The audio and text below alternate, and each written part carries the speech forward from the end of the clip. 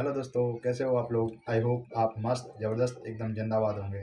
तो दोस्तों, मैं आपका भाई अशोक कुमार आपके अपने यूट्यूब चैनल में आपका हार्दिक स्वागत करता हूं।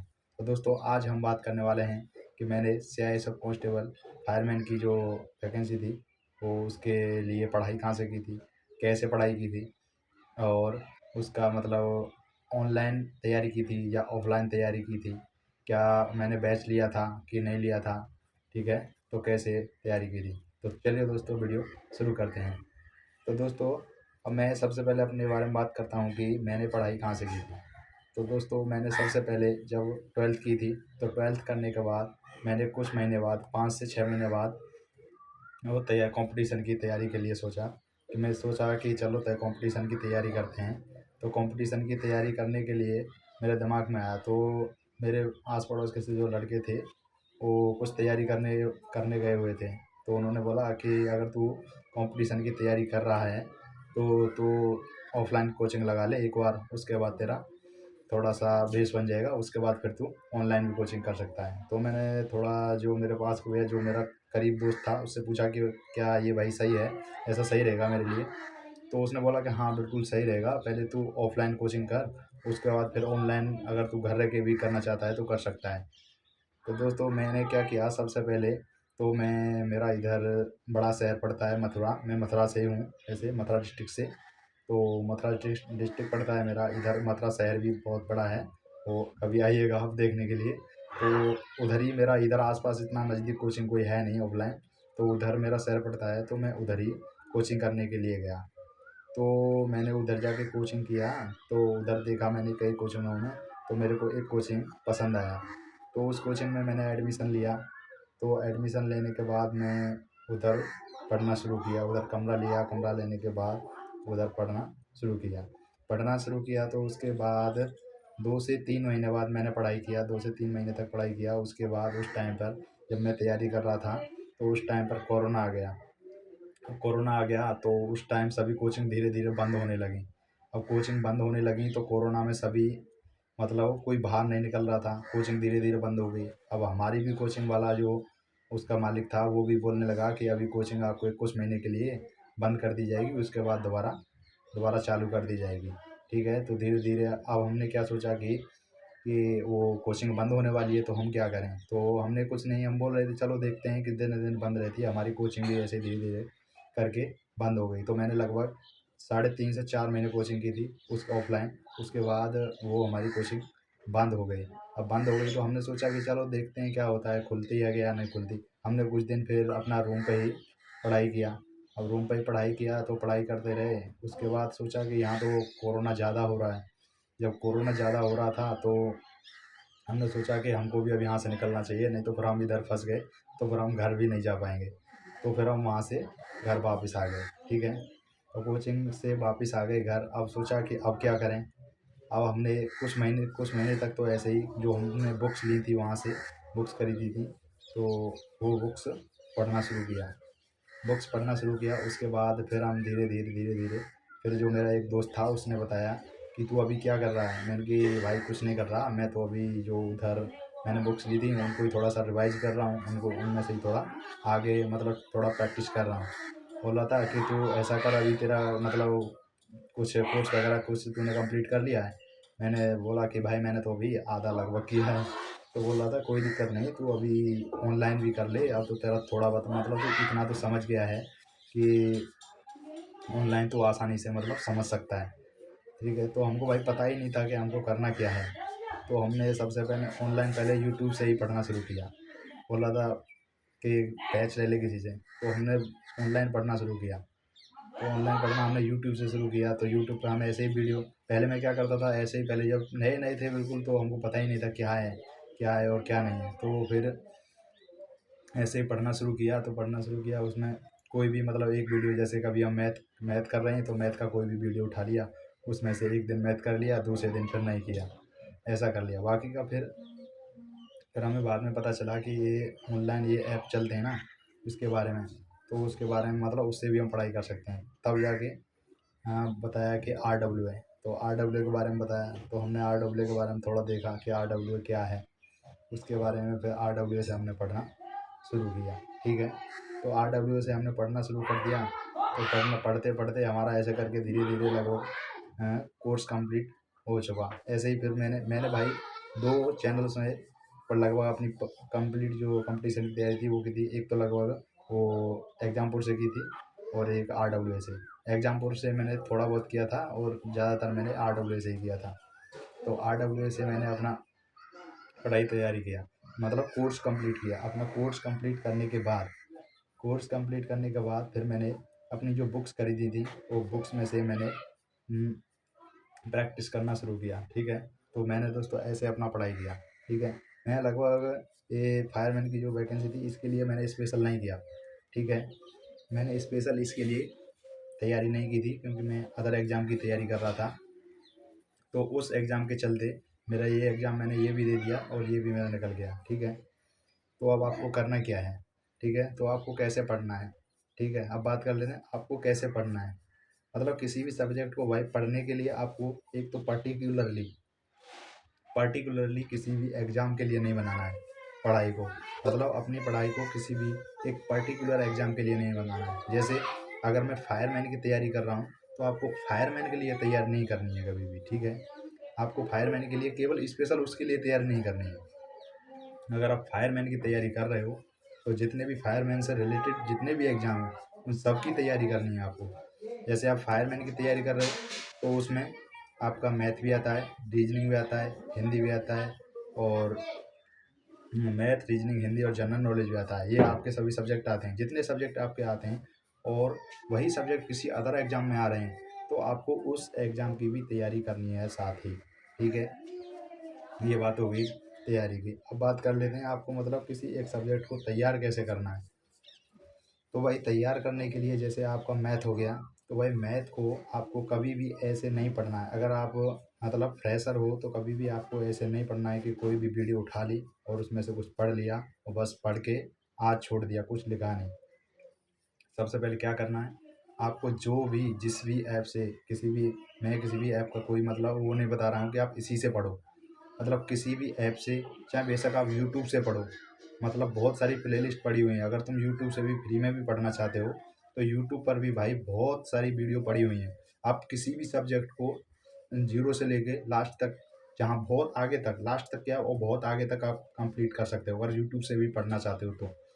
ठीक है, तो पढ़ने के लिए आपको करना क्या है कि आपको अगर जैसे आपने एक सब्जेक्ट मैथ ले लिया, अगर आपने एक सब्जेक्ट मैथ लिया तो उस मैथ को क्या करना है, जीरो से पढ़ना है। जो आपने आज पढ़ लिया उसका सबका नोट बनाना है, उस सब्जेक्ट का नोट बनाना है। और नोट बनाने के बाद जैसे आपने आज 3 से 4 टाइप के क्वेश्चन पढ़े, 3 से 4 टाइप के क्वेश्चन पढ़ने के बाद आपको उसका प्रैक्टिस करना है।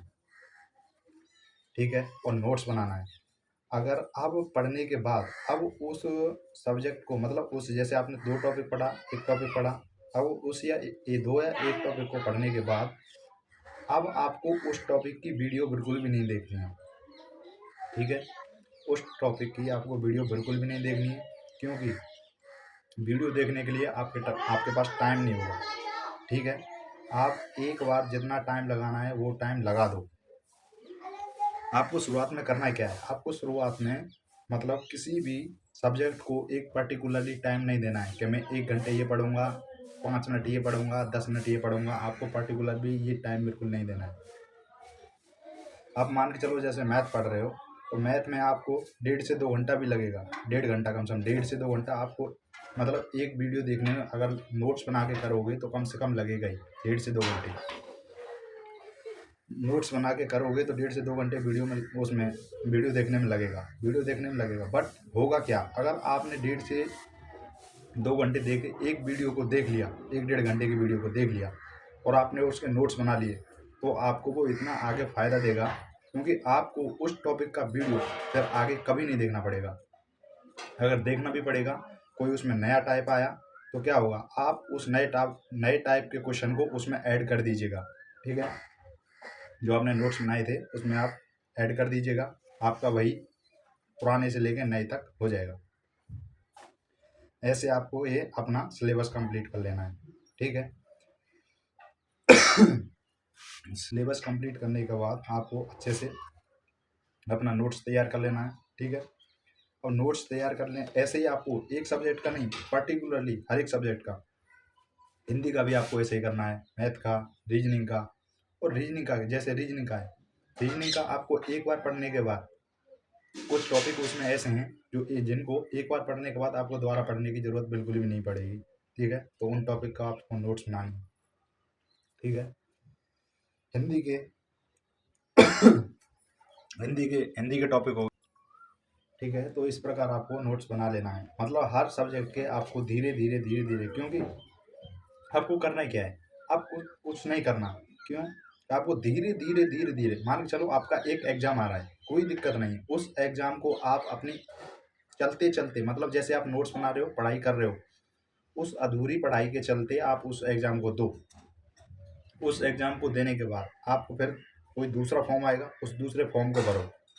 उस दूसरे फॉर्म को भरने के बाद आपकी, मतलब जो जो कंपटीशन की तैयारी कर रहे हो आप, वो आपकी रेगुलर चलती रहनी चाहिए। ठीक है, आप अगर उसको रेगुलर चलाते रहोगे तो आपका जो एग्ज़ाम आता रहेगा, मतलब आप किसी ना किसी एग्ज़ाम तक आप अपनी इस, मतलब तैयारी को, मतलब कंपटीशन की तैयारी को लगभग, मतलब कोर्स को कंप्लीट कर चुके होंगे। जब कोर्स को कंप्लीट कर चुके होंगे तो आपको करना क्या होगा, बस आपको प्रैक्टिस की ज़रूरत रहेगी। जब आप प्रैक्टिस करोगे तो आपको टाइम बिल्कुल भी नहीं लगेगा। जब मान के चलो आपने जिस लिखे हुए अपने नोट्स को लिखते टाइम आपने लगभग एक एक टॉपिक को 2 घंटे दिए होंगे, तो उसको लगभग आप 15 से 20 मिनट में आप देख सकते हो दोबारा। 15 से 20 मिनट में आप दोबारा से खूब डीपली देख सकते हो। 15 से 20 मिनट में आप आराम आराम से बिल्कुल डीपली देख सकते हो। ये आपको फ़ायदा होगा। जब भी आप कोई एग्ज़ाम देने जाओगे तो उससे 10-15 दिन पहले उस सबको आप रिवाइज करोगे, रिवाइज करके देखोगे। ठीक है, दोबारा आपको लिखने की ज़रूरत नहीं रहेगी। और क्या करोगे, जब भी आपको कोई भी टाइप का क्वेश्चन नहीं बनेगा तो फिर क्या करोगे आप, जब आपको किसी भी प्रकार का कोई टाइप का क्वेश्चन नहीं बनेगा, आपका दिमाग में नहीं आएगा, तो आप क्या करोगे, अपना नोट्स खोल के देखोगे कि ये टाइप का हमने मतलब क्वेश्चन लिखा था, ये मेरे से क्यों नहीं बन रहा। ठीक है, अब उसमें जाके देखोगे, आपको दोबारा रिकॉल करोगे, देखोगे हाँ यार ये तो ऐसे था, मेरे से क्यों नहीं बना। फिर उसके बाद एक बार आपको गलत होने के बाद उस टाइप के क्वेश्चन को आप कभी भूलोगे ही नहीं, क्योंकि ये एक बार मेरे से गलत हुआ, उसके बाद मैंने ये नोट्स में देखा, नोट्स में देखने के बाद फिर आप उसे कभी गलत नहीं करोगे, ये पक्का है। ठीक है, तो ऐसे ही अपने दोस्तों आपको तैयारी करनी है। ठीक है, और ये बिल्कुल भी कोई पर्टिकुलर, मतलब ऐसे कोई ज़रूरी नहीं है कि आपको कोई भी बैच लेना ही लेना है। ठीक है, तो आपको बैच लेना कंपलसरी नहीं है, आप यूट्यूब से भी तैयारी कर सकते हो। बट हाँ, इतना है, अगर आप बिल्कुल नए हो, एकदम फ्रेशर हो, तो फ्रेशर होने के लिए भाई आपको बैच, मेरी तो मतलब मेरी सलाह तो यही है कि आप अगर बैच ले लोगे आप, तो आपको गाइड कर किसी को, मतलब किसी और के द्वारा गाइड करने की ज़रूरत बिल्कुल नहीं होगी। जैसे जैसे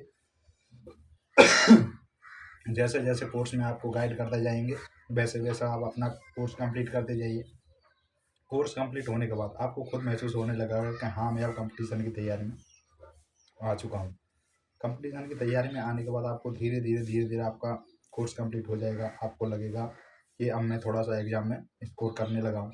एक में नहीं हो, एक में मतलब एक एग्ज़ाम में आपका स्कोर कम होगा, फिर दूसरे एग्ज़ाम में थोड़ा सा अधिक होगा। ऐसे करके आप एक उस स्टेज पर पहुँच जाओगे कि आपका एग्ज़ाम निकलना शुरू हो जाएगा। मतलब क्या होगा कि आप क्या करोगे, धीरे धीरे आप ही, आपका एग्ज़ाम नहीं निकलेगा ना, तो आपका कुछ दिन बाद एग्ज़ाम निकलना शुरू हो जाएगा। जब आपका एग्ज़ाम निकलना शुरू हो जाएगा तो आप क्या करोगे कि आप फर्स्ट कट ऑफ में आने लगोगे।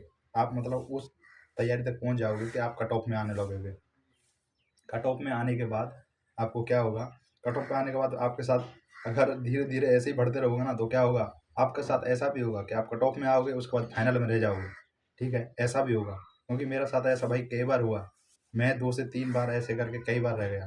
पर उसके बाद जिस दिन से मैंने ऐसे धीरे धीरे पढ़ना शुरू किया था, उसके बाद जिस दिन से मैंने जो भी एग्ज़ाम दिया भाई, वो उसके बाद मेरा एक सबसे पहला एग्ज़ाम मेरा यही था, जीडी का एग्ज़ाम था, सबसे पहले निकला था। जीडी का एग्ज़ाम निकलने के बाद मैं फाइनल में रह गया था। उसके बाद फिर दोबारा दिया, उसमें भी ऐसे ही रह गया था। फिर उसके बाद मेरा एक जो फाइनल निकला था, उसके बाद मैंने कई एग्ज़ाम, जितने भी एग्ज़ाम दिए भाई, मैं मतलब जब तक मेरा एग्ज़ाम नहीं निकल रहा था तो कोई भी नहीं निकल रहा था। जिस दिन से मेरा जो जीडी का एग्ज़ाम फर्स्ट निकला था, उसके बाद मैंने जो भी एग्ज़ाम दिया भाई, वो एग्ज़ाम मेरा निकला। ठीक है, लगभग मैंने 7 से 8 एग्ज़ाम दिए, वो 7 से 8 एग्ज़ाम उसके बाद मेरे निकले। तो ऐसे भी आप उस लेवल पर आप एक दिन पहुँच जाओगे धीरे-धीरे तैयारी करते हुए, कि आप भी मतलब आपका भी एग्ज़ाम निकलना शुरू हो जाएगा। एग्ज़ाम निकलना शुरू हो जाएगा तो आप फाइनल तक 101% आप फाइनल तक पहुँच जाओगे और आप सिलेक्शन भी ले लोगे। ठीक है दोस्तों? यदि आपको कोई और भी कुछ मतलब कोई क्वेरी हो तो मेरे को पूछ सकते हो, कमेंट में बता सकते हो। ठीक है? तो ये रही मेरी तो कहानी, मैंने बता दिया आपको मैंने कैसे तैयारी की थी और चैनल का भी नाम बता दिया मैंने, आरडब्ल्यू से भी की थी और एग्जामपुर से भी की थी। और ये कोई पर्टिकुलर नहीं, मतलब ऐसा कुछ कंपलसरी नहीं है भाई कि आप एग्जामपुर से ही करो कि आप आरडब्ल्यू से ही करो, जो आपको अच्छा लगे वहाँ से करो। ठीक है? आपको जो टीचर अच्छे लगते हैं उनसे करो। मतलब ये नहीं कि मेरे को अगर मैं मैथ पढ़ाऊँ, मतलब किसी से अगर मैं पढ़ाऊँ तो आपको भी इसी से अच्छा लगे, ये ज़रूरी नहीं है। आपको जो अच्छा लगे उससे पढ़ो। किसी के बहकावे में ये मत आओ कि भाई मैंने तो इससे पढ़ा है, तू भी इससे पढ़। भाई तेरी समझ में नहीं आएगा तो तू कैसे पढ़ेगा? ठीक है? तो उसकी वजह से आपको जिसका पसंद आए, मतलब जो अच्छा लगे कि हाँ, मेरे को इसका समझ में आता है, आप उसका पढ़ो। ठीक है दोस्तों? ऐसे करके जिसका भी समझ में आए उसका पढ़ो। उसके बाद आपका लेवल अप हो जाएगा। फिर उसके बाद तुम स्टैंडर्ड वाले जो टीचर अच्छे-अच्छे पढ़ाते हैं, मतलब हाई लेवल का, उनसे पढ़ना शुरू कर दीजिएगा। ठीक है दोस्तों? और भी कुछ आपको पूछना हो कि आपको मतलब यूट्यूब में, मतलब आप मैं आपके लिए जो प्लेलिस्ट पड़ी हुई है फ्री में, उनको भी थोड़ा सा अगर आपको चाहिए तो मैं बता दूंगा, उनसे भी आप पढ़ लीजिएगा। ठीक है? अगर छोटी सी एक वीडियो आप बना के आपको अगर चाहिए तो मेरे को बता दीजिएगा, मैं बता दूंगा। कमेंट में मेरे को लिख के बता दीजिएगा कि भैया हमको कौन सा, मतलब यूट्यूब पे हम कहाँ से पढ़ें, कौन कौन सी प्लेलिस्ट पड़ी हुई है। ठीक है दोस्तों? जय हिंद।